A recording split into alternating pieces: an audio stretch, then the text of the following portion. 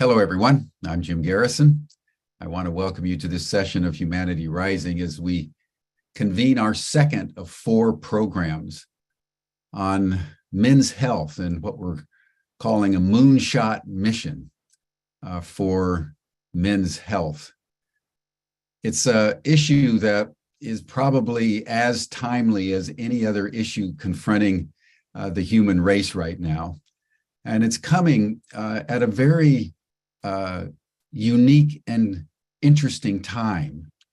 And as I've been reflecting on our session yesterday, it occurred to me that if we step back for a moment and look at the flow of history from the point of view of what they call big history, the timeliness of what we're talking about could not be more urgently important. If you think back for the last 6,000 years of human history and civilization, characterized almost universally as humanity developed into the civilizational phase, we were dominated by a patriarchal system in which male privilege and male dominance ruled supreme, and women, nature, and animals were subordinated in coercive and authoritarian ways.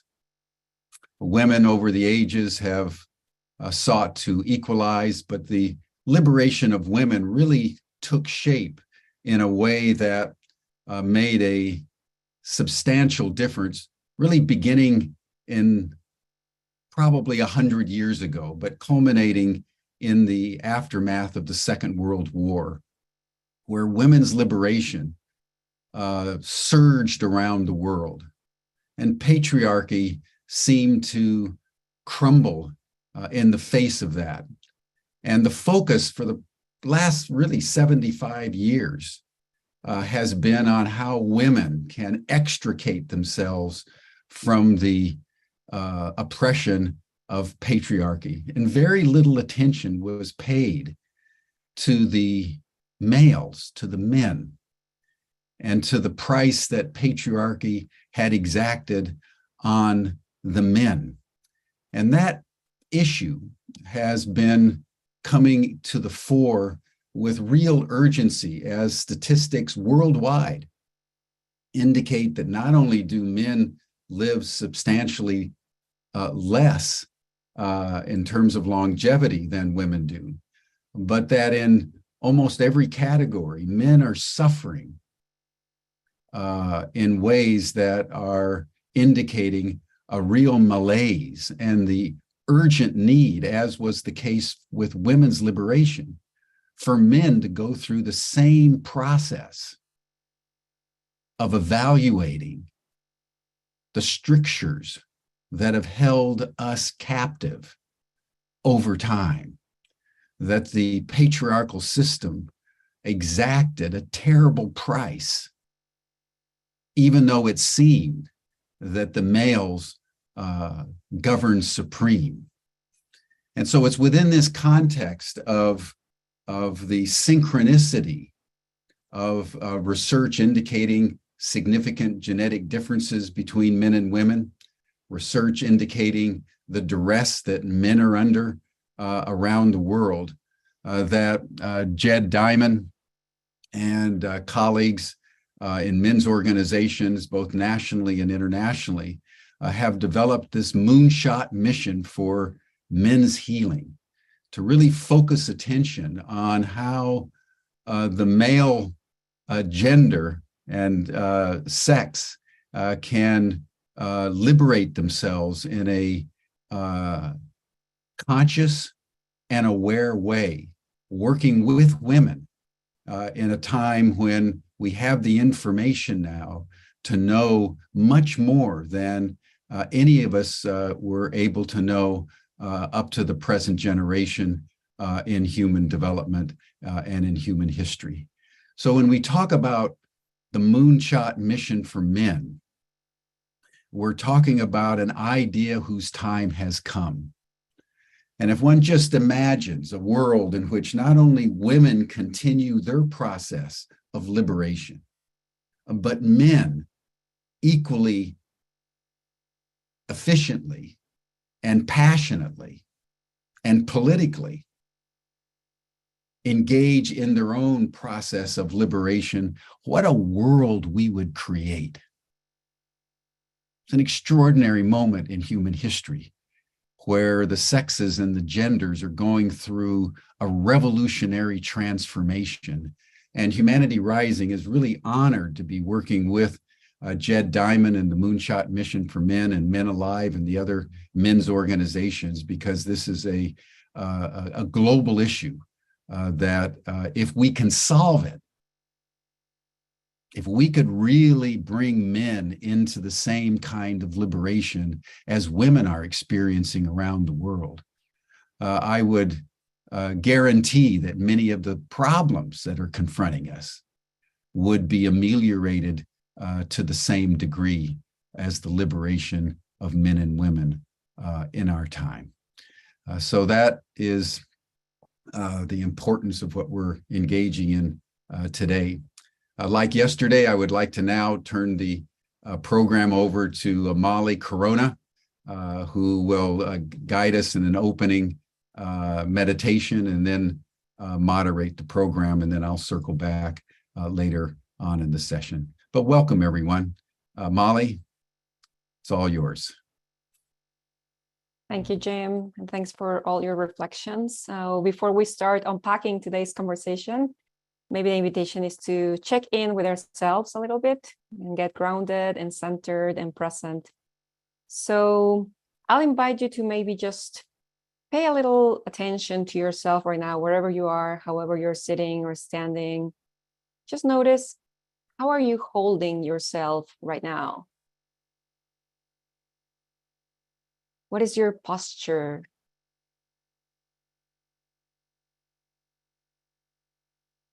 Maybe just notice, how is your body aligned?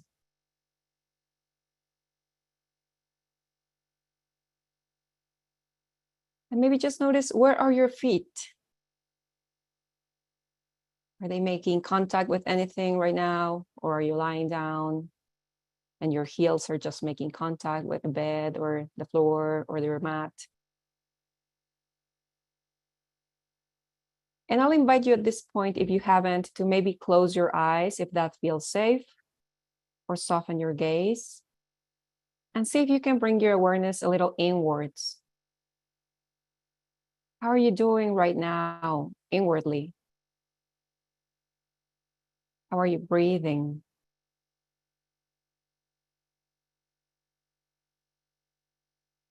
Are there any tensions? Are you hungry?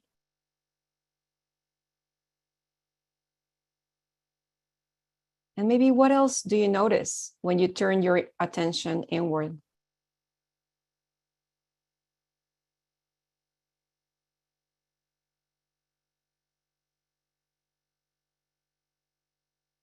And gently, I'll invite you to bring your attention out now, maybe allowing your eyes to wander through your space. And what do you notice?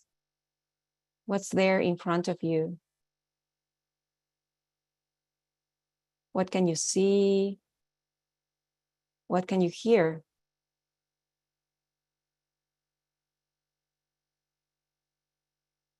What are you aware in your surroundings?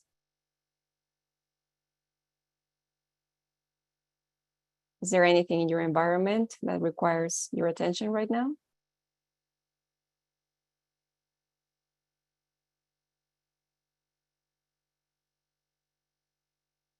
And at your own pace, when it feels right, we'll invite you to come back into the Zoom room.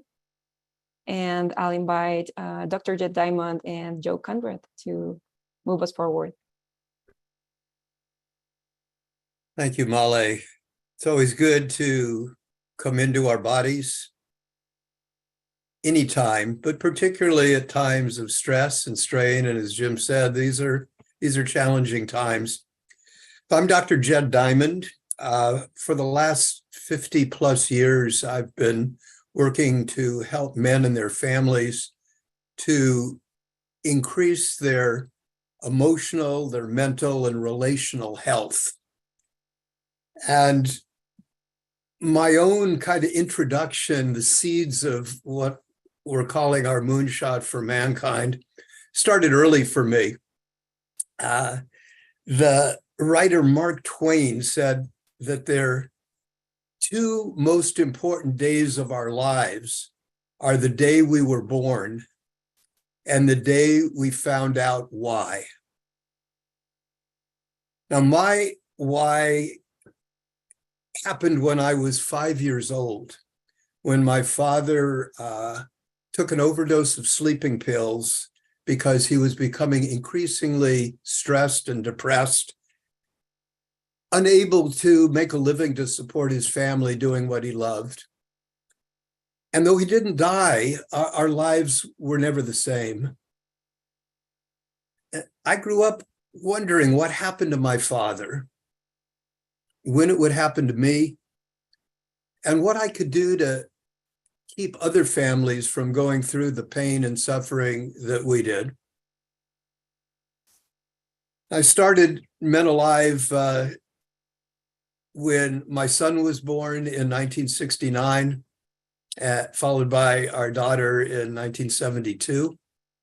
And over the years, I've been working to put these ideas and these healing practices into form.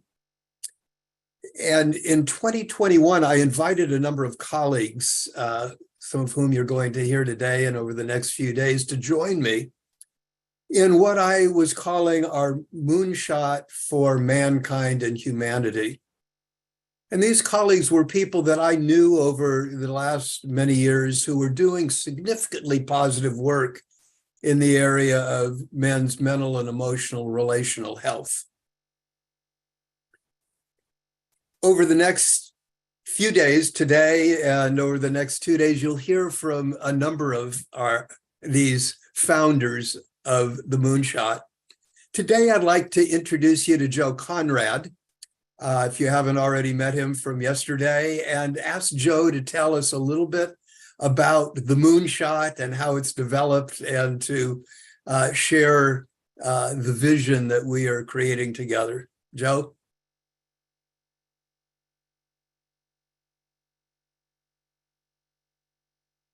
You're on mute, Joe. Thank you, Jed. Sure. It's an honor to be here today and to be a part of this group. I want to thank Jim for that very thoughtful introduction. Jim, I thought that you did a really wonderful job of summing up the Moonshot for Mankind, why it's important today, and what the movement is all about. I got involved in this, like Jed mentioned, about 19 months ago. Jed reached out to me because he had learned about a campaign that I was behind called Man Therapy. And we struck up a conversation, and he invited me to join this Moonshot for Mankind that he had coined, along with several colleagues that you're going to meet. And we started meeting once a month, and that was our regiment, was just to come together and to talk about this concept. And what I think really drew me to it was just the magnitude of the ambition behind it. I mean, is it actually possible to change the trajectory of something that is such a serious and complex issue, like men's mental, physical, emotional, and relation health? And, you know, we really, I think, committed to try to find a way forward. And it really was about trying to define what the mission was all about, the messaging behind it, the tone of the campaign, and then how do you get something like this off the ground? And so this week is the culmination of a lot of committed and passionate individuals behind the scenes working to bring this to fruition. And we really wanted to start, if you're going to start a movement, you have to create a brand, and you have to have a great platform and a way to communicate your message in a powerful way. So our team at my ad agency, Cactus, has been working to really create the brand, also a manifesto video that you're about to see, and also a website at moonshotformankind.com, a website where you can come get more information about this important issue, take a pledge that was written by Frederick Marks on our team, if you're an individual or an organization. And then also we invite people to join the movement as a way to just, raise their hand, opt in to get more information, to be a part of it, and then create a hub, not just for information sharing, but also for networking and collaboration, because we really believe that there's strength in numbers. And so this is our launch to the world, and an invitation for others to join the Moonshot for Mankind. So now we're just going to play the video that we created as a team, inviting people and explaining what the Moonshot is all about.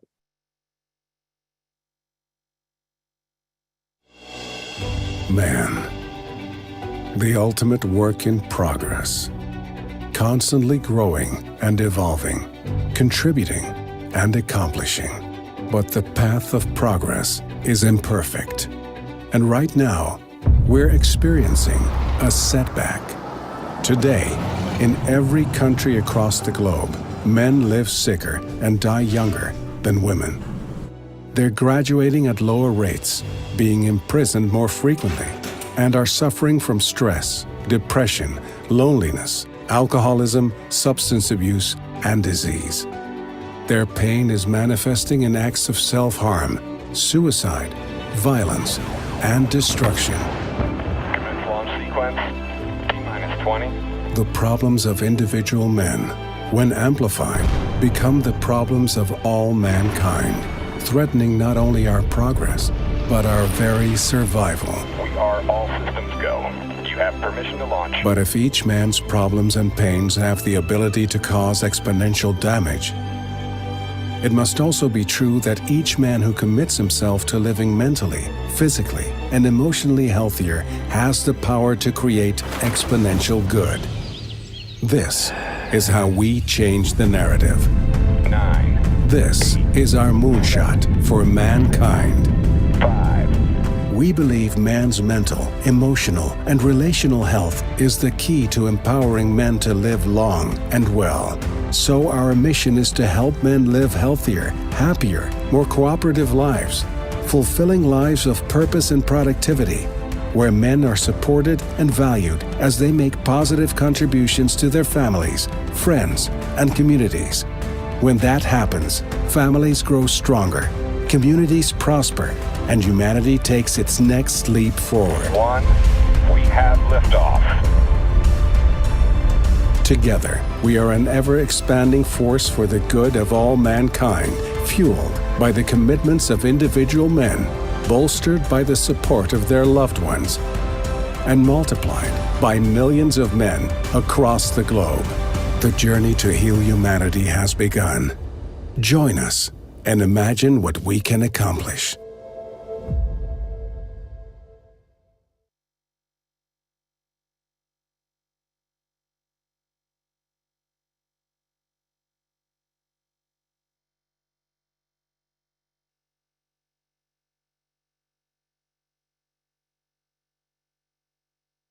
Thanks, Joe and Dr. Jed. So we'll have Lisa and Joe speak to today's issue, which is about men's physical and mental health. So Lisa, would you like to get us started? I would. Thank you, Molly, and thanks everyone.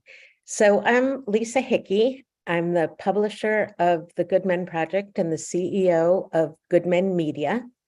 And I'm really proud to be a part of this moonshot mission for mankind and humanity, which, as you probably know by now, has the audacious goal of closing the mortality gap between men and women, which I think is right about 7 years. So on average, men die 7 years younger than women do.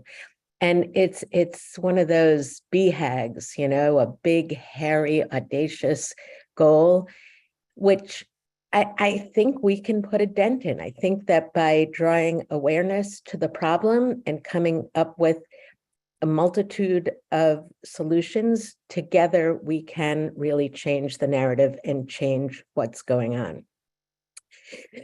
So I want to address something someone said yesterday when I showed up as part of this Moonshot Mission group. It happened that I came on early before some of the men did, and somebody said, "Oh, just what we need, a woman telling us men how to be healthy. And I want to be clear that that's not the case here.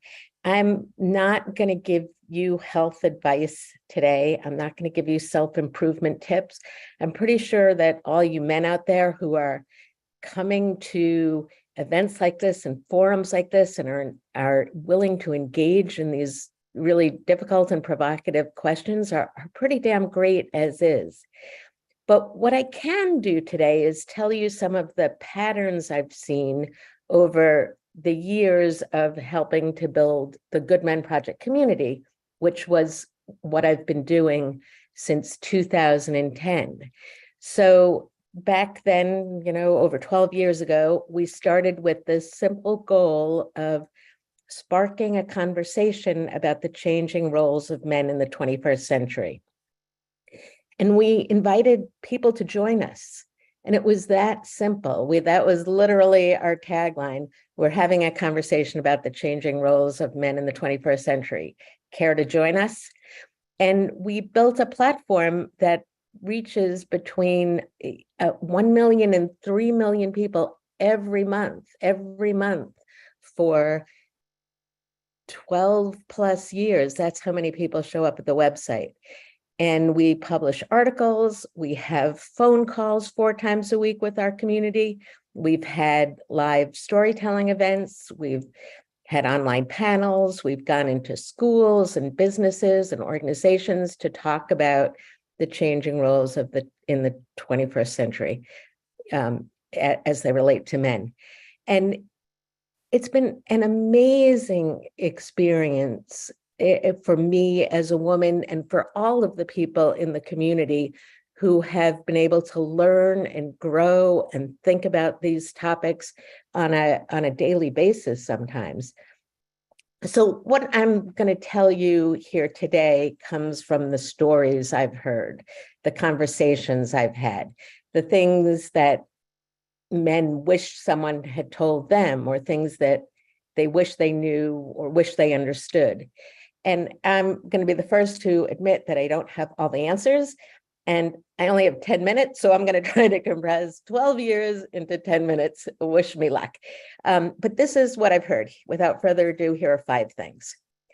Number 1, so the men who come to the Good Men Project want to be better fathers to their children than their dads were to them.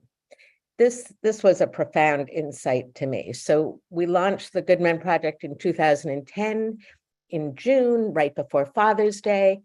And I naively thought, oh, great, Father's Day. What a cheerful, happy Hallmark type holiday.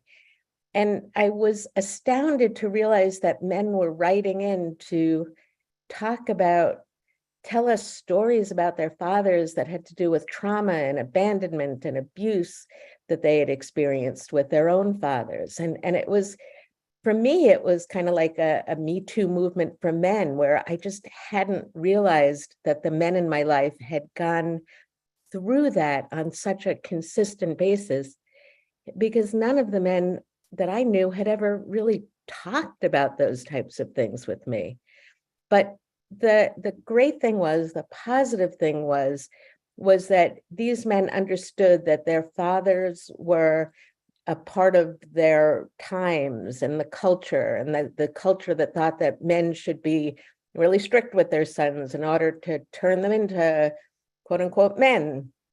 And the men of today's generation simply wanted to move on, to acknowledge that that's the way things were, but to raise their own kids with a kinder, more engaged, more empathetic parenting style. And that's what they did. And so year after year on the Good Men Project, we get stories of the wonderful ways dads are being there for their sons and daughters. And those men are being the role models for the next generation. And it's wonderful to see. Number 2, violence was often seen as a way to solve problems, especially for men. Think of all the movies that you see that use violence or guns or warfare. And that is changing, albeit not fast enough. But I remember seeing a movie called The Martian. And in that movie, Matt Damon plays an astronaut who gets stuck on Mars, left for dead. No one even knows he's there. And after seeing that movie, I thought, wow, he solved all his problems with math. Like, he never used violence. What a great lesson. It was like a Western, but no violence was needed. And of course, math doesn't solve all problems either. I'm not saying that it's that simple. But the point is that there is a whole arsenal of tools out there that can be used to solve problems. Emotional intelligence, collaboration, diversity and inclusion, mindfulness, listening, sharing joy. And violence has been the default measure of solving problems for a long time, but it's never a good one. And I really hope that we can uncouple violence from masculinity in the very near future. The third point I want to make is that talking about mental health is becoming mainstream. And this is not even controversial. How great is that? It's not a polarizing topic. It's like people are getting out there, telling their stories about mental health and mental illness. They are asking for time off when they need it. They're talking about burnout. Mental health is being seen as a spectrum, as many things are today. It's being addressed in the media. It's being addressed in the workplace. Men are being told it's okay to go to therapy. It's okay to say, I can't do this job. It's okay to say, I need help. And it really is really okay to reach out to others to make sure they are okay. And so I feel like if everyone could just continue even just this one trend, that I really believe men could live longer, healthier lives, and we'd be well on our way to our vision of the moonshot. And number 4, here's one thing that is somewhat controversial, and that is that masculinity itself is a spectrum. And I believe that having a full range of really human qualities and skills and personality traits and emotions and roles and ways of moving through the world is a good thing.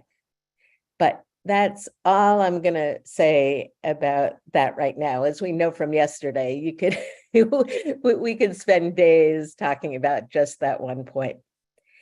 And the final thing I want to say is we love you, men. We love you. On yesterday's panel, there was a reminder in the chat not to use the word we, because when you use the word we, you're making assumptions about how others feel that might be true. And I acknowledge that. I believe that. So I thought long and hard about whether to use the word we. And I stand by that word in this instance. We love you.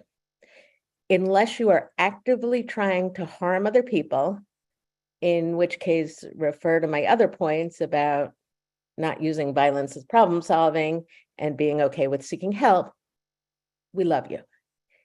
Maybe not everyone loves you, and that's okay, but love doesn't have to look like the stereotypes. Love can be little acts of kindness. It can be gratitude.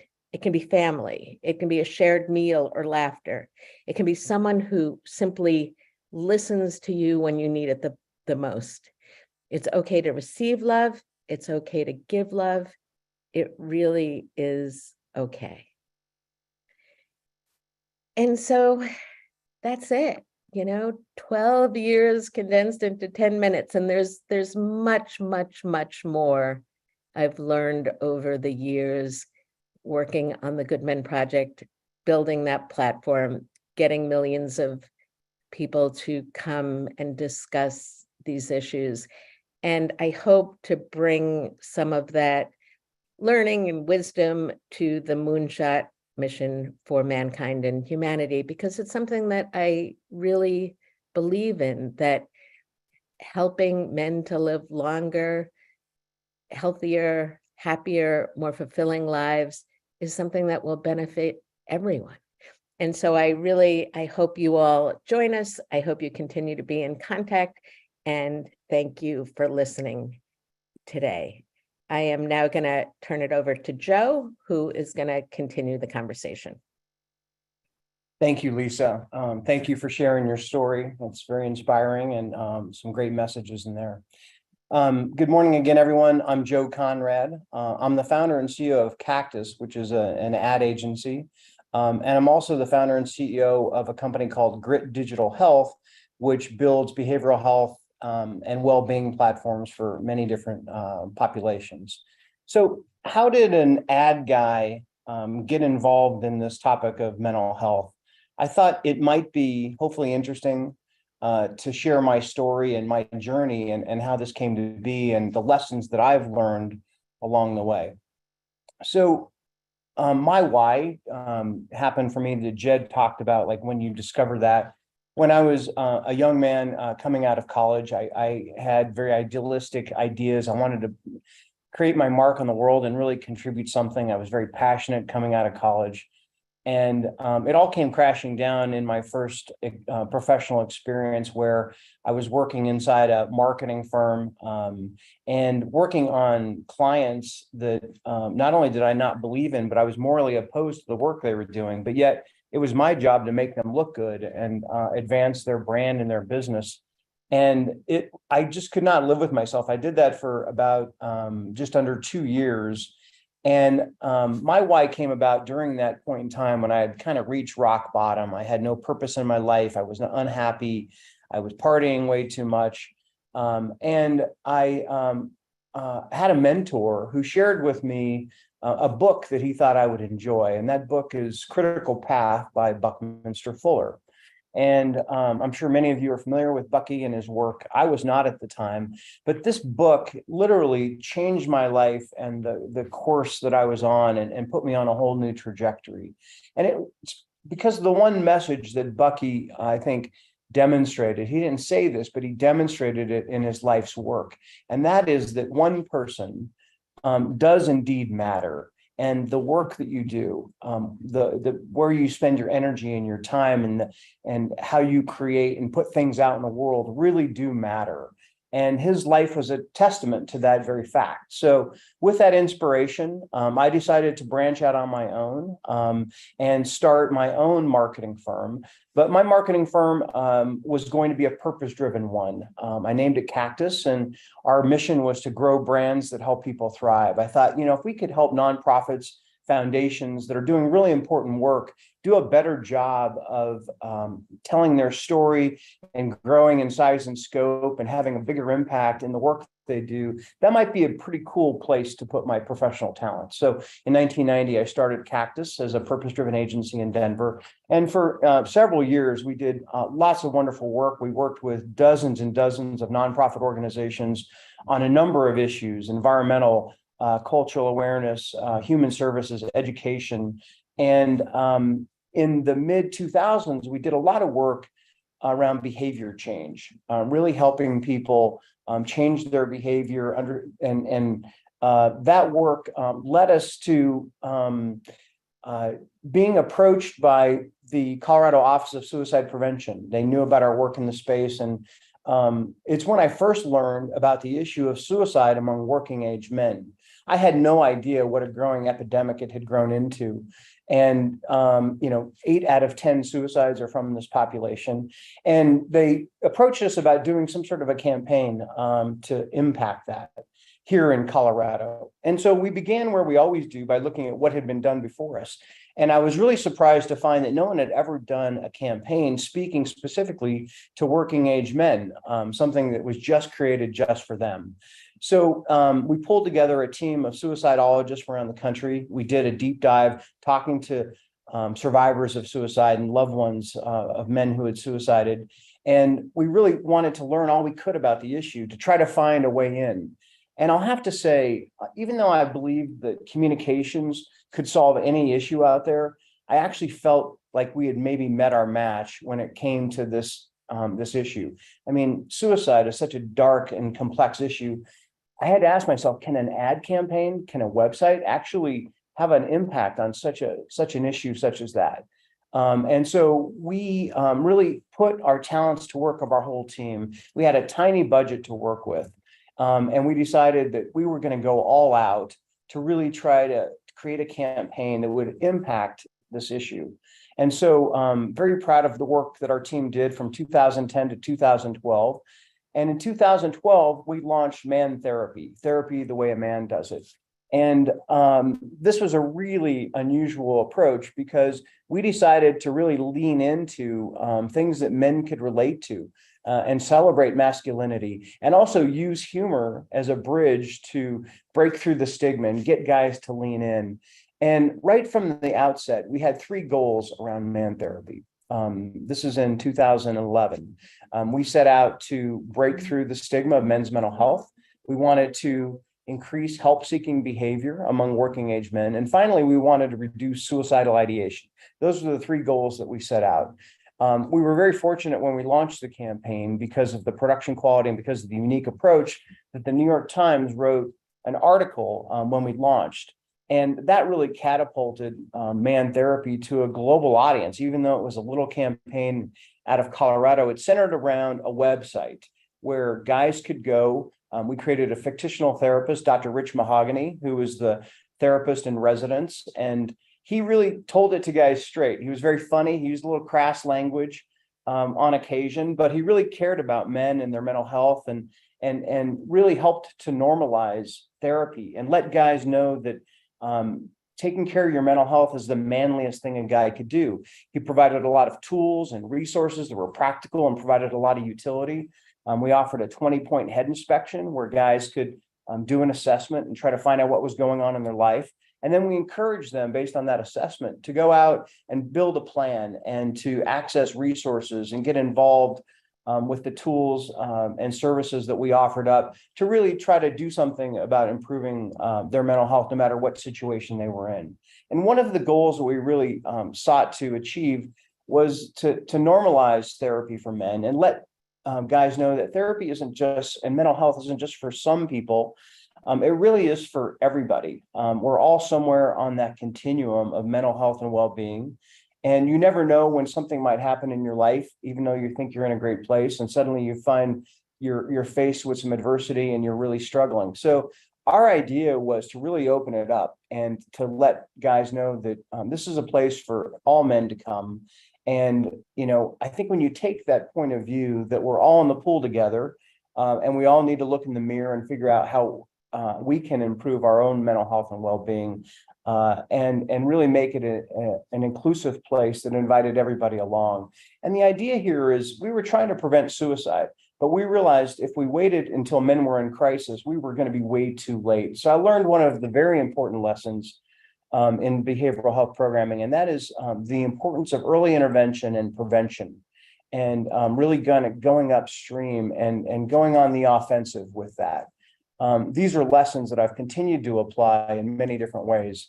And Man Therapy, I'm so proud of this campaign because here, 11 years later, it is still growing. We have licensees all over the world who use Man Therapy as a turnkey men's mental health campaign. And it really has outkicked its coverage. Lots of times a campaign will stick around a few months or a couple of years if you're lucky. But for Man Therapy to have this kind of longevity and this support is really amazing. And, you know, we also want to make sure that we're making an impact. And we have a lot of data from our website about the usage. We've had more than 2 million men visit the site, 500,000 men complete the 20-point head inspection. We've connected 50,000 men to crisis services. So we have that data from the website. But then we also started getting dozens and dozens of personal letters from people telling us about their story and how Man Therapy really had an impact on them. And you start to realize that there's real people out there that you can impact. We got a call one night from a man in Michigan who broke down on our message machine when he was leaving a recording and said that your website saved my life last night. And I can't, I'll never forget the feeling I had when I heard that message. And I reached out to him. He's become a friend and a contributor to Man Therapy.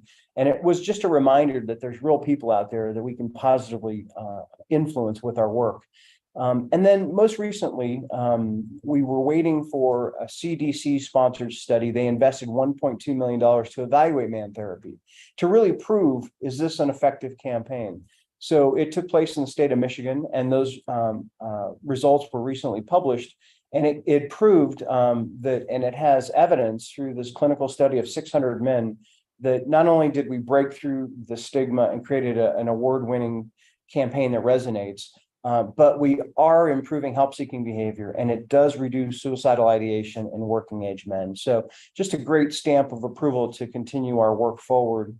And the ripples that Man Therapy have created continue to just unfold. It actually caused us to create a whole new company in 2015 called Grit Digital Health. And it started because we were asked to take on the issue of suicide on college campuses. And we had learned a lot of lessons from Man Therapy, and we quickly applied those to the higher ed world. And we discovered there's a real mental health crisis happening on college campuses that are really getting in the way of the student experience. And so with all of the lessons learned from Man Therapy and with this new challenge in front of us, we created a well-being platform for college students that is now on 200 campuses across the country.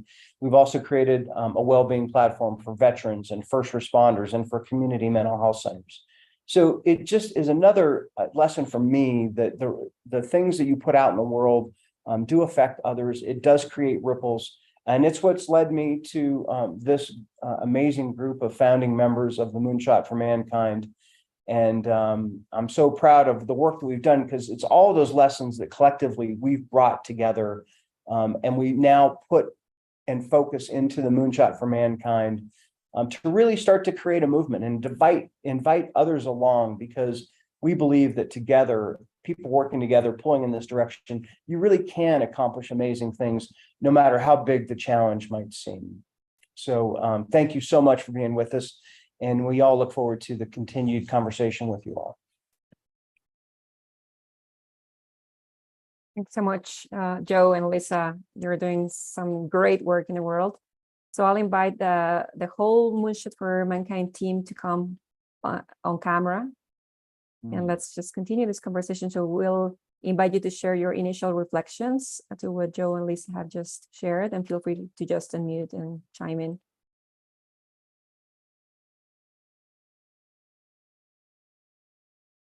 Well, I'll jump in. This is Jed. I really, there's so much that the two panelists share. There's a lot to comment on. I think one initial comment is somebody who is both been a healer for many years and also one who has needed healing, both in my own family, starting, when my father took the overdose of sleeping pills and luckily didn't end up being one of the casualties in losing his life. But although we really have made a lot of progress in making mental health a more mainstream activity and removed a lot of the stigma, I think we still have a long way to go. I still see and hear a lot of denial, a lot of fear about being able to talk about these issues. It's part of why I try to talk directly, both about my own experiences in my family, my own mental health challenges that I've gone through. But I think we really are at a point in time where new doors are really opening, and the momentum of what everybody collectively is starting to share is really starting to make a difference. So I really encourage everybody who are hearing our discussions to join us. This is really a movement that all of us, I think, can be involved in at many different levels.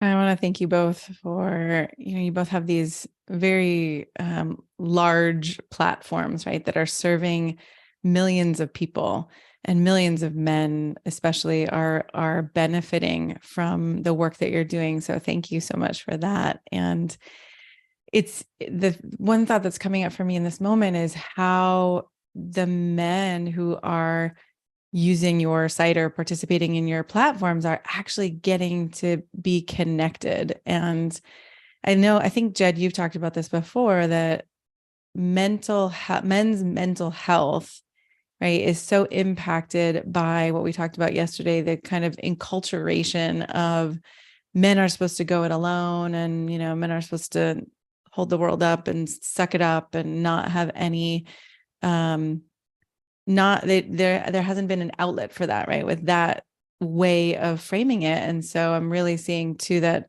the two of you have created these incredible platforms for men to actually have a kind of connection. And I just found myself curious. I don't know if we need to go here today, but how much of the world's mental health problems, especially with men, you know, could we impact?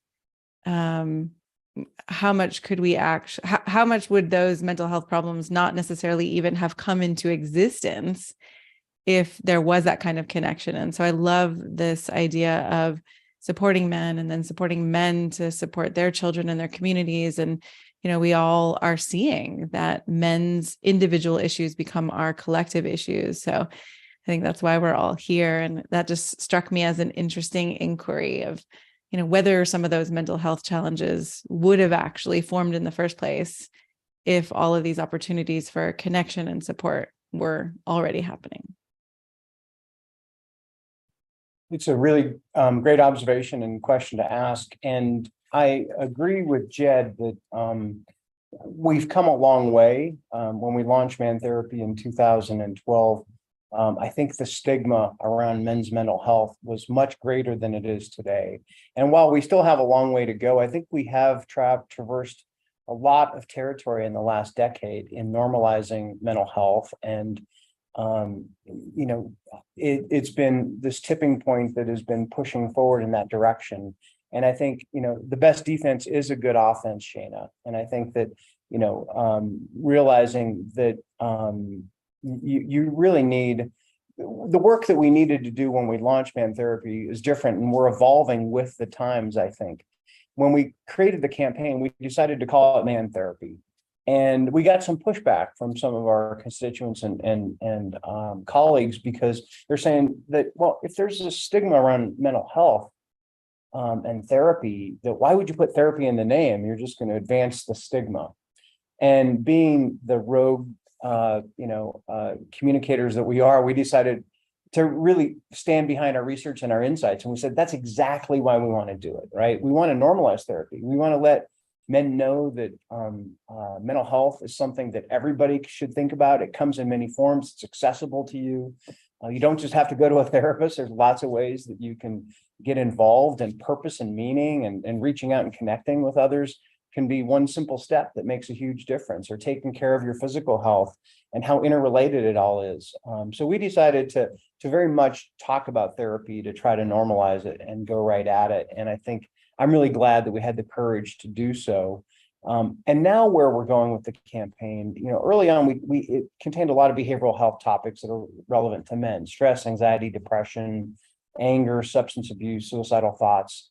All of those topics were central. And what we're doing now is we're adding to that and going beyond this message of don't just survive, but how do you thrive? How do we help men flourish? How do we help them build resilience and a growth mindset and build their networks and connections and friendships and actually go on the offensive themselves? Certainly there's, you know, mental health issues that people need to deal with. And if you're clinically depressed, there's a number of things you can do professionally with therapy to address that. But we also want people to think about, you know, how they can start to thrive. And so that's been our point of view on the topic. I love that. And you brought up another point too around the physical health. And I know, Jed, you have the stats around this, that I think men are, being impacted very much. I'm trying to find the way to say this. Men are much more impacted by 9 out of 10 of the leading physical ailments and physical illnesses like heart disease and cancer and things like that. I don't know exactly which ones. And if you have the stats, Jed, you can speak them, but just to bring in that physical piece as well, and like Lisa said, we're, closing the gap on the lifespan between men and women. And so to bring in the physical piece with the mental piece today, I just want to make sure that we cover that as well. Let me just speak to that, Shana, thanks. And what studies have found, this is interesting, there's studies that have been going on called the ACE studies, ACE, which are adverse childhood experiences of the things that people go through, like I did in my family, and not just serious, suicidal actions, but divorce, disconnection, violence in families.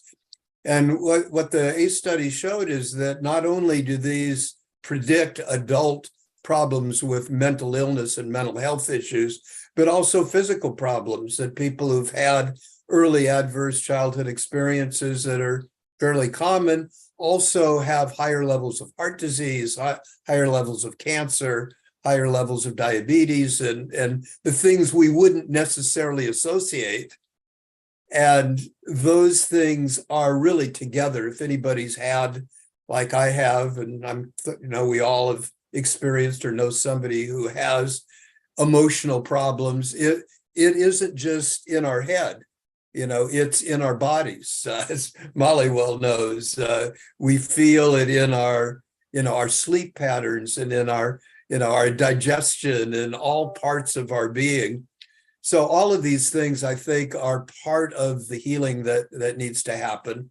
And I'll say just one other thing while I'm kind of speaking, which is the importance of women for support in men's mental health.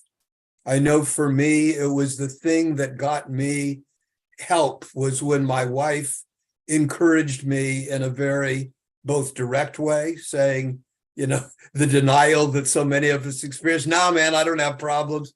She said, well, maybe not, but, there's some things that I'm noticing that you're not noticing that I wouldn't have associated with, quote, mental health issues. And I think part of just as I'm looking at us together and our community and this coming together of males and females, I think I'll just speak for myself again, the value that I've gotten from hearing from women in support of not just general, we love you, but, we care about you and we'll listen to you. And we'll also give you sometimes the tough love you need to reach out and get help when you're resistant, and you're okay. We still will love you, even if you cry, even if you break down, even if you, do things that seem, quote, unmanly to the traditional education and guidance that many of us grew up with. Thank you, Jed, and thanks everyone for this wonderful conversation. I want to address some things that have been popping up in the chat. There was a comment early on that said, we need men to solve world problems, not focus mainly on their own emotional needs. And that prompted a lot of back and forth dialogue in the chat. I would encourage all of you to go back and look at it because it's been fascinating, but I do want to address that point a little bit. So for us, it's yes, for me, I'll go back to me instead of we, it's yes, and yes, we need to get men to help solve the world's problems because there are a lot of them. But we also need men to be able to solve their own mental and physical problems as well. And just because we're focusing on some problems doesn't mean we're ignoring the rest. There was someone else in the chat that likened it to putting on your own oxygen mask in a plane before you help others. So that is a piece of it. But I believe, and others here do also, is that helping men solve their mental and emotional and relational problems will help fix some of the problems in the world. But I want to do the and part of the yes and that is, at the Good Men Project, we also tackle the big problems of society. We talk every day about racism, about sexism, about LGBTQ issues. We talk about environmental issues. We have a a phone call every week called Climate Change by the Elements, which breaks down what's happening to our environment and the links between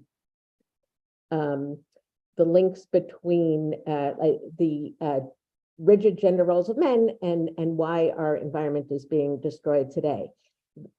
We recently did a program with an organization that's wildlife conservation, and they asked us to come in and speak about the link between toxic masculinity and abuse of animals and nature and how those two are related.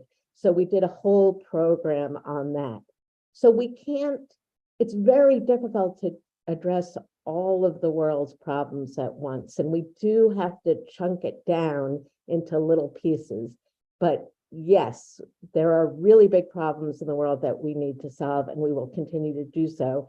And focusing on men's mental, physical, and relational health is also important.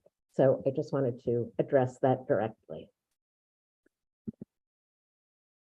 Yeah, just a comment about that. There was a comedian, Elaine Boozler, that made a comment that was funny, but I think insightful about some of the differences between the way men and women experience sadness and depression, and also how the personal and the relational and the impacting communities. And what she said is when women get depressed, they eat or go shopping. Men invade another country. It's a whole different way of thinking. And it touches, humorously to the violence that I think is part of what happens when men don't deal with our emotional inner problems, that it gets expressed outward in various ways, including violence and, in extreme, in violence that ends up, that goes and affects wars that go on in the world.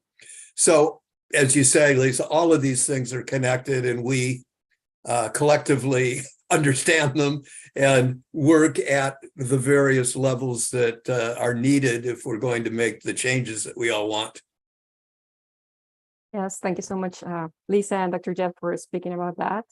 Makes me think of something I read that in these times we don't really need to focus on solving problems, but solving complexities, and I think this is one of them. And Frederick, I wonder if you have any response to this before I call on Jim to join us.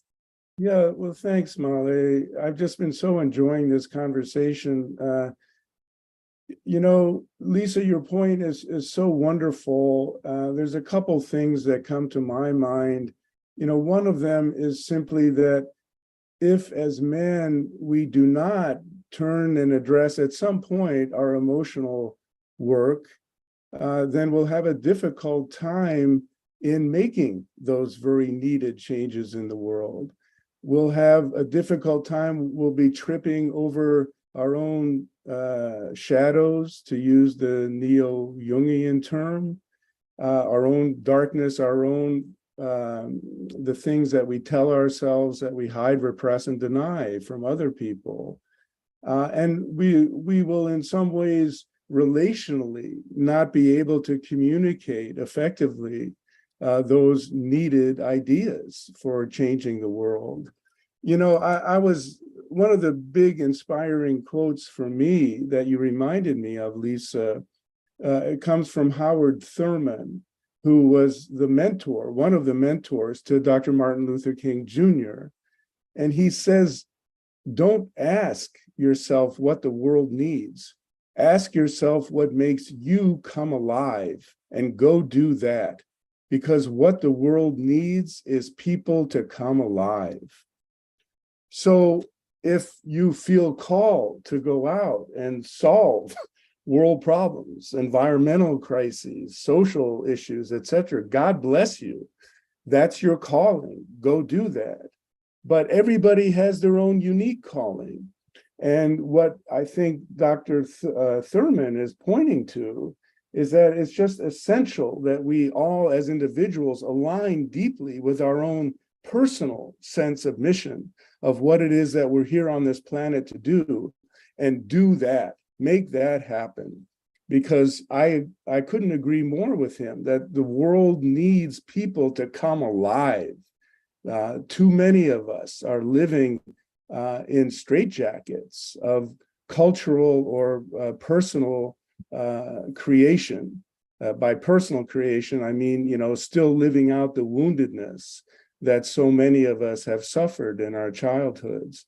So anyway, that's my invitation to all of you, is to take steps to come alive. If I could just add to that real quick, I think that's a really great comment, Frederick. Thanks for sharing that. And it reminds me of the longitudinal study that was published by Harvard. I think took place over 80 years, where they studied men.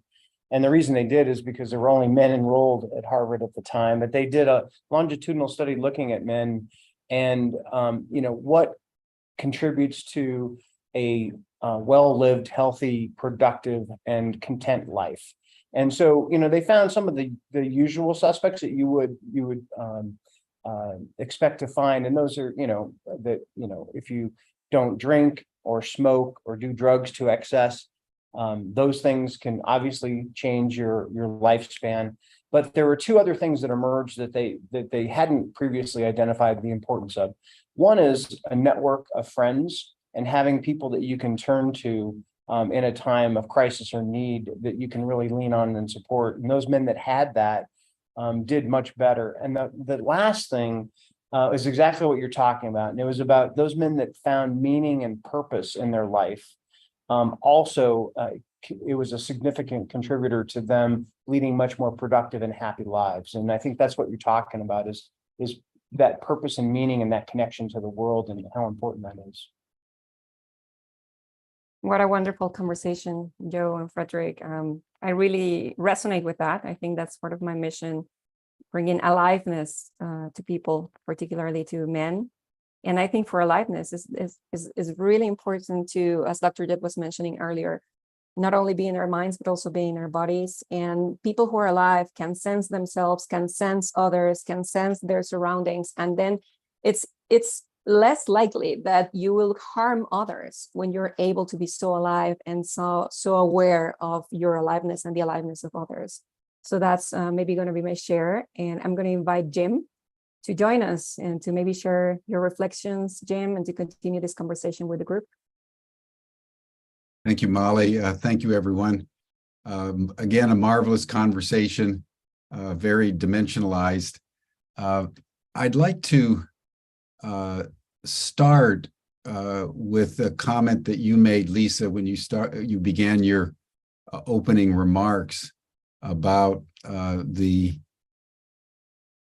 gratitude that the men in the green room were showing that a woman was coming into the program and could give some advice to the men. And you were a little reticent to take on that mantle, but I would like to push that a little bit because I think there's a very important aspect to men's liberation that is at play with the involvement of women. And I think if you look at the last 75 years of women's liberation and all the vicissitudes of fate and circumstances and the repressions and the breakthroughs and the consternations in the culture, but inexorably women have risen. We all know right now there's an attack on women's sovereignty over their bodies, so that the struggle is not over.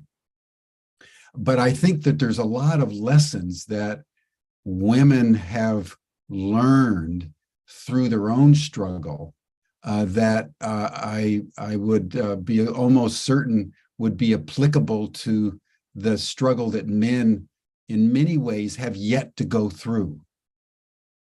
Because there hasn't been the kind of coherent men's movement at the cultural and political level that have been wrestling with what it actually means to be liberated in any way of the magnitude that women, not only in the the United States and Europe, but literally around the world, have been engaging in. So I think just to broaden that question, I would love to hear from you and Shana and Molly, based on the liberation that you've been through, both personally but also collectively, seeing where men are in their coming to awareness, I think, that there's even a problem. There's a lot that I think we can learn. So anyway, I wanted to open that up for any comments that you might want to make, and then Jed and Joe and Frederick may want to respond. Molly, you want to go first, or Lisa? I'll jump in. I mean, that's that's a big question, and I had sort of touched on it in my very opening remarks yesterday, was that I had been a champion of women's issues since I was a kid, like literally when I was, I don't know, 10 or 11 or 12 years old, my friends came in and they had to sit me down on my like pink shag carpet and have an intervention with me. And they said, Lisa, we know you like to talk about abortion rights and all of that, and that's great, but sometimes we just like to play with our Barbie dolls. And it struck me with the Barbie movie coming out now, that there really is a place for everything that we're talking about. Like, I'm so engaged in this conversation in the chat that's saying how we have to solve these big issues, but we have to focus on mental health. And I would sort of encourage just all of us to take a breath. Like, I think that one of the stereotypes about men is that it's been ingrained in you that you have to fix everything all the time. You have to be there with the answers. You have to lead the way and fix all the problems. And I agree that the really big problems of this world absolutely need fixing. Environmental issues, racism, LGBTQ issues, all of it, hatred, violence, war, those have to be fixed. But we can do this together. We can do this as collaborators. We can do this as, Jed had this great thing about the story of the geese, where, a geese will fly in formation, and then when the leader gets tired, it just simply drops back and someone else takes the lead. And I feel like that's the way that we solve the challenges of the world. And then as this relates to men directly, I think it also goes back to something Jed said. Jed, you are a man of wisdom, with the Mark Twain quote. And, the two most important times in a man's life, or in a person's life, are when they are born and when they find out why. And to me, helping to solve the challenges of the world also helps my mental health. I think that it's a way for me to get outside of myself, get out of my own head, collaborate with people, help other people, be of service. And so, maybe that's one way to look at it. It doesn't have to be, well, you have to start with your own mental health and then solve the world's problems. It can be both, back and forth. Yeah, the inner and the outer are two sides of the same coin. And doing the one influences the other, actually. So a very good point. Thank you. Shana, Molly, any comment you would like to make on lessons from the women's liberation that are applicable to what the men now need to achieve? I'd like to build on what Lisa just shared, this idea of yeah, problems need our attention, but this idea of we need to go and fix them is not necessarily going to be effective all the time.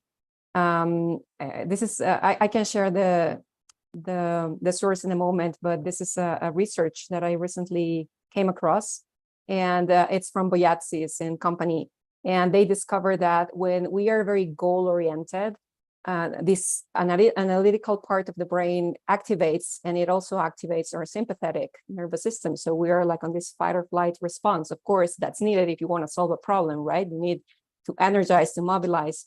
However, it shuts down our capacity for creativity. And that's interesting, right? We're trying to solve a problem, and then our capacity for creativity and to see possibility is shut down. So what they discovered is kind of the key here is if you relax, if you are with the longing, with the yearning of, like maybe we see these problems, and rather than going straight to thinking about the solutions, we feel into the yearning, we feel into the longing. Why is this so important for us? What is the vision? What would we like to achieve? That activates a different part of the brain that actually enables us to be more creative and to tap into possibility. And it activates our parasympathetic, which is our rest and digest part of the system. So it's of course, as Lisa was saying, and as you were saying, Jim, it's this both and, right? It's like, okay, what about we pause for a moment? We feel into this. We really get clear on why this matters. And then from that, it's going to start sparking our creativity, our ideas on how to solve things. And then, okay, let's go and get goal focused, and let's try these things that we came up with, and let's see what happens, right? So it's kind of a cycle. And I think that this has to do with these question you have, Jim, like maybe more of what we've learned, some of us women, throughout this journey of reconnection with our femininity, with our inner cycles, with, like this pulsation of life and the rhythms of life. I think that is meant for everybody, men and women and every other gender in between, to reconnect with these rhythms of humankind, of life. And that is what helps us to pause. And then sometimes less is more. We slow down, and then that speeds us up. So that's my share on this.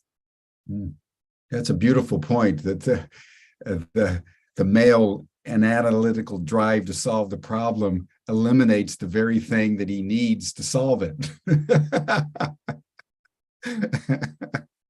And that's why, to Lisa's point, that's why the inner work is actually necessary in order to do the outer work creatively enough to actually solve the problem. That's a very good point, Molly. Thank you. Shana, anything you'd like to add? Yeah, well, building off of those two, when you first said something about men and their struggle and what they need to accomplish, the image that flashed through my mind was, men marching for their rights.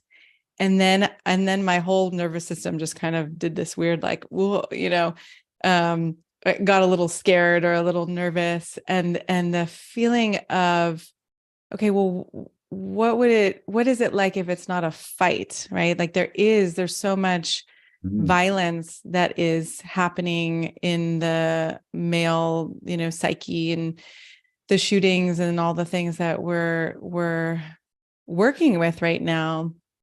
And how do we support men to almost, claim that humanity that Molly is talking about, and bringing vulnerability into the mix, with the enculturated idea of that's not necessarily manly. There's a whole puzzle here that feels confusing to me.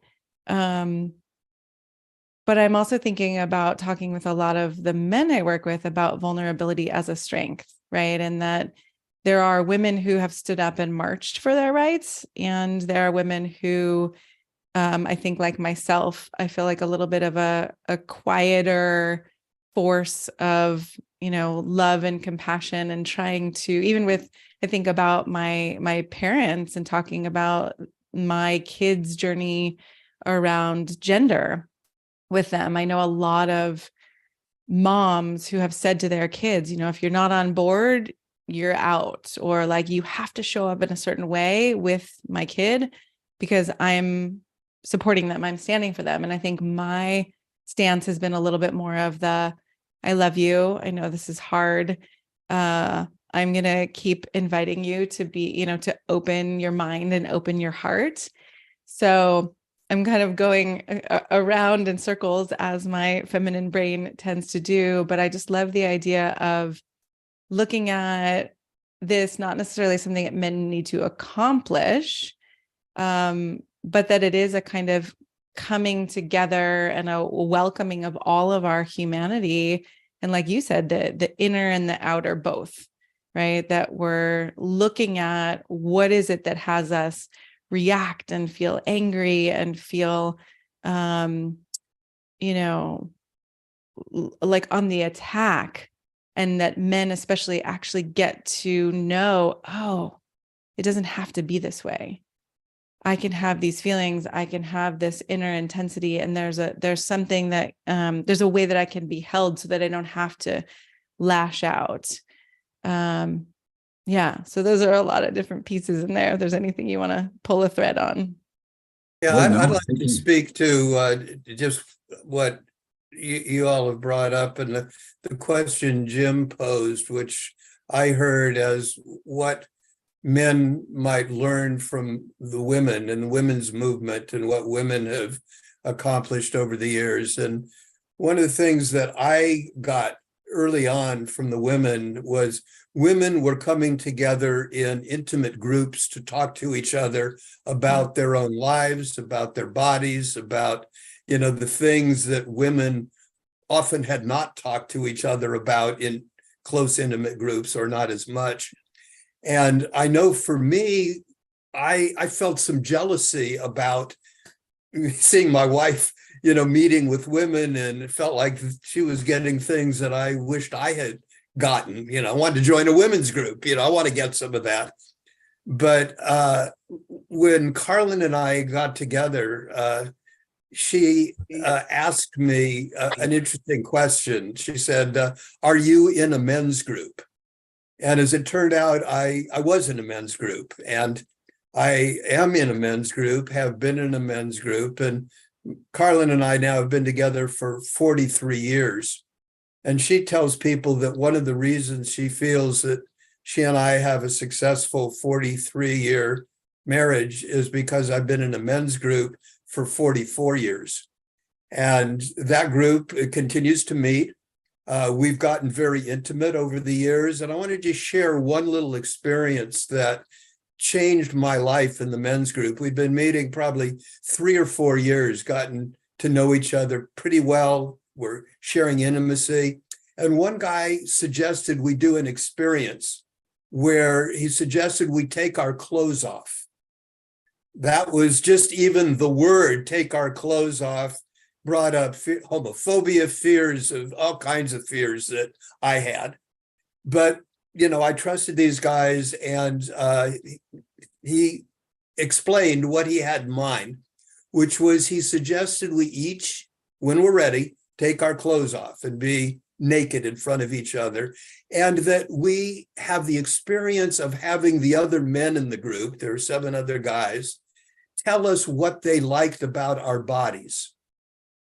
Now, I'd never had an experience of a man, one, looking at me naked or talking to me about what he liked about my body. And as I said, I didn't have a father. And as we talked, Lisa mentioned this in her dialogue with what she learned from men. So many of us grew up without caring, engaged fathers in our lives. And one of the things, and I got to tell you, when it was my turn to take off my clothes and stand in front of the men and say, what do you like about my body? I was literally terrified. I was sweating. And what I got was a gift that changed my life, which was men one at a time telling me things they liked about my body, that I was always looking for women to tell me what they liked, you know, when in my relationships with women as a heterosexual guy. But the guys told me things no woman had ever said to me, things about how they liked the pattern of my chest hair, the pattern, how they liked the way my shoulders, rolled a certain way. And it was like for the first time, I think, in my life, I began to feel embodied. I think Molly and we all can appreciate that sense of really being at home in our bodies, and realize that until I was validated in a way by other men in a safe, supportive atmosphere, I realized I couldn't feel at home in my own body. And now we've been together, like I say, for 44 years, and we've validated each other on many different levels and in many different ways and over many years. But I think that quality of one being in a men's group and sticking it out for these many years and having the experience of embodied support for our physical being in a way that is a very different kind of response than we get from women. So I just share that as at least one of the things I learned from women initially about what kind of things they learned when they shared their bodies and some of the things they did with each other privately to get comfortable with their physical beings. I felt like we learned that in our men's group. Beautiful story, Jed. Beautiful story. Thank you. Thank you. Joe or Frederick, anything you would like to add? I'd like to jump in on this. I have a lot to say on this subject, and I've got one eye on the limited amount of time that we've got left, so I'll try to make my comments brief. But one of them is, it's a little known fact that in the mid-'80s, Bill Kauth, one of the principal founders of the Mankind Project, was deeply influenced by the women's movement. And that is what partly inspired him to turn and do something for the men. He, in particular, recognized, just as Jed talked about in his own life, women have these support groups. Why don't we have them for men? So he wrote arguably the Bible for men's support groups, called A Circle of Men. That model has been operative since he first published that book in the mid to late 80s. And I myself have benefited from 27 years now of sitting in supportive men's circles. But you also mentioned, Jim, too, about why isn't there a sort of equivalent men's movement? And in fact, in a sense, there was one that began in the 80s, led by Robert Bly and Michael Mead and others, and Bill, of course, and really was gaining traction in the 90s. But, one of the reasons, and there were certainly many, that it didn't achieve, I think, a greater sort of broader social awareness and acceptance was pushback from a lot of feminists, because there was the sense that, well, men already have all of this power and privilege. Why should we give them any more, in effect? That there was a zero-sum look at men and women, and that anything good for men would be bad for women. And I think that perspective, lingered. And, one of the people who I deeply admire as a wonderful writer, a visionary almost, the journalist Susan Faludi, she wrote a wonderful book called Stiffed that was published in the year 2000. And the subtitle is The Betrayal of the American Man. And she does this wonderful analysis, basically substantiating many of the points that we're making here today about men's situation being bordering on desperate, mental health, physical health, emotional health, employment opportunities, et cetera, et cetera. But like many of her contemporaries, she basically gives very short shrift, actually very dismissive shrift, to what are solutions. what are solutions that were proffered by organizations like the Mankind Project that help men's liberation. So I'm glad to say that I think that, you know, we've all shifted now. Here we are in 2023. And I think that even, you know, women, feminists, whoever invested in their own growth and their own empowerment understand that we're all in this together. And that in fact, men's growth and empowerment is deeply enmeshed with women's. And so we need to be supportive of men's liberation as much as we are of women's. Yeah, beautifully put, Frederick. Thank you. Thank you. I'll Joe. just add one quick point. I know we're coming up on time. I think that was beautifully said, Frederick.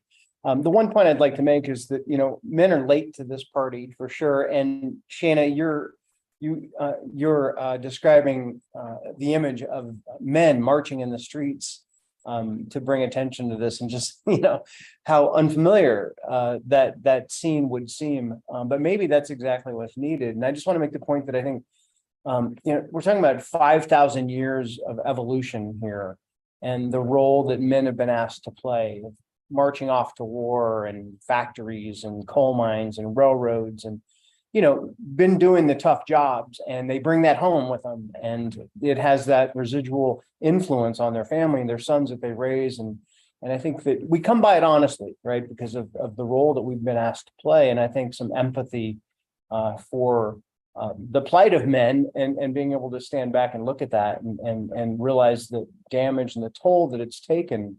And, you know, what do we need to do to unwind that? I think is an important message. Joe, I know you have to jump off rather promptly, but is there anything that you would like to say and in closing about the website or the Moonshot mission? Yeah, thank you, Jim.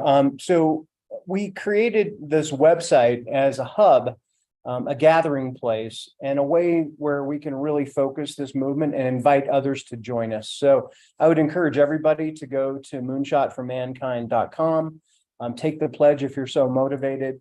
We'll be publishing information about upcoming events and gatherings. And the real thing is we want people to join and give us their information so we can create a database of individuals and organizations that are doing this work. We really believe in strength in numbers. And so please go enjoy the website, share the video across your social networks with others, and just invite people to come take a look and join the movement if they're so motivated. Thank you, Joe.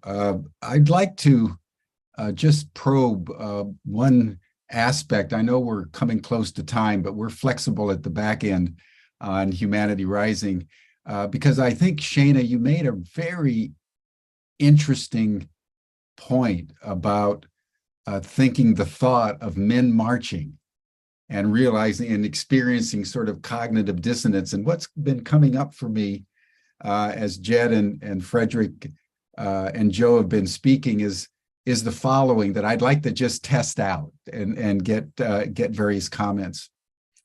It feels to me that the liberation of women and the liberation of men have, by necessity, given the way that patriarchy placed men at the top and women at the bottom, to go in opposite directions. In other words, women who really never marched needed to march and gain political, economic, financial power in the observable world, in the concrete world, with equal pay for equal work and the right to vote and, you know, the right to own property and the right to, in some cases, to even divorce. That the liberation of women by the nature of things was a changing the culture on the outside. And because women, to a large degree, over the thousands of years of patriarchy, were very used to being in small groups, sharing their vulnerability, because that interior space was the only space within which they had sovereignty. And now men controlling the outer space, marching to every war, offered by the governments, and down into the coal mines and the other places, as Joe was just saying, need to go into their interiority, experience their vulnerability, and come to terms with the reality that they're living sicker and dying younger. And what are we going to do about that? So in some ways, again, as a sort of an abstraction, and I don't want to oversimplify by an abstraction, the liberation of women has been around the yang. The liberation of men needs to begin with the yin. And therefore, the mutual empowerment of men helping women in that marketplace where they've been dominant and assisting in that liberation because they know about the instrumentalities of power since they've exercised it for thousands of years, and the women teaching the men about the vulnerability of the intimacy of circles may be something that's worth reflecting on as we think about the moonshot, that even though the image of the moonshot is a very yang image going to the moon, actually the moonshot is into the deep interior. Brilliant. And so anyway, I just wanted to put that out there as some reflections. I resonate with that. We maybe can pick this up at our next meeting tomorrow, but I just want to comment real briefly about what you're saying and tie it in with what my friend and colleague Rianne Eisler has talked about for years. And she talks about, rather than talking about patriarchy and matriarchy, she talks about recognizing the domination culture, the system that developed 6,000 years ago in contrast to the partnership system. And I think if we recognize those, we recognize that in some way we've all been harmed by that domination system, and we can all be healed by reclaiming what's been lost. And in some way, what we lost was the inner part that we need to reclaim, and what women, lost was the outer part that men took over in the domination system. So I think there's a lot of healing that we continue to do, and Moonshot for Mankind is part of our offering to the world of one way that we feel we are coming together and that we offer for others to join us. Yeah, and I just want to thank you, Jim, for such an eloquent and clear way of seeing this. I think I stumbled and, was kind of trying to understand what was happening when you said, okay, what are men to accomplish here? And I think you really spoke to it. It's because the idea of accomplishment has often been related with the external. And as you're saying, there is a much more internal process. I've often coached women on their businesses and men on their relationships.